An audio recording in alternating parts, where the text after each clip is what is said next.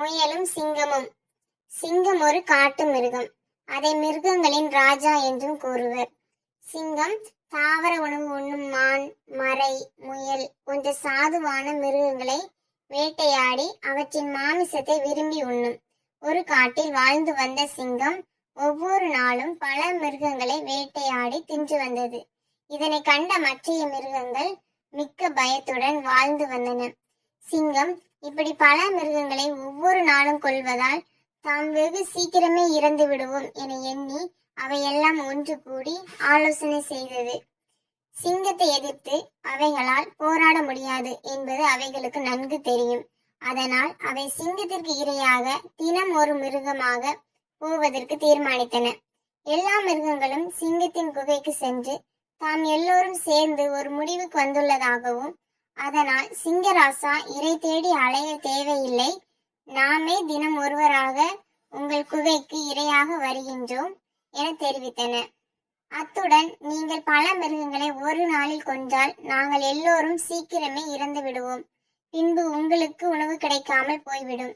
நீங்களும் சீக்கிரமே இறந்து விடுவீர்கள் என்றன. இதனை கேட்ட சிங்கராசாவுக்கு மகிழ்ச்சி பொங்கியது.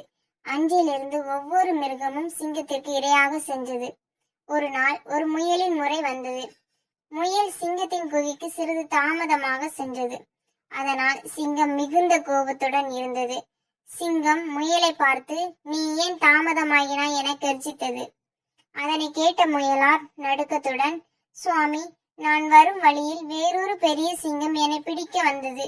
நான் பதுங்கி இருந்துவிட்டு இப்போதான் வருகிறேன் என்றது. என்னை விட பெரிய சிங்கம் இந்த காட்டில் இருக்கிறதா என்று இருமாப்புடன் கேட்டது.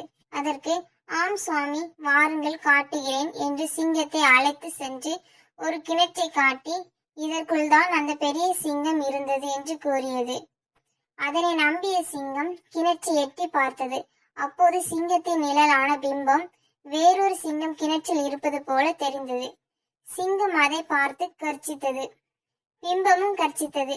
சிங்கத்திற்கு ஆத்திரம் பொங்கியது. இதோ பார், உனக்கு ஒரு முடிவு கட்டுகிறேன் என கூறிக்கொண்டு கிணற்றினுள் பாய்ந்தது. சிங்கம் கிணற்று நீரில் மூழ்கி மாண்டது. முயலின் சமயோஜித முயற்சியால் மற்ற மிருகங்களும் காப்பாற்றப்பட்டன.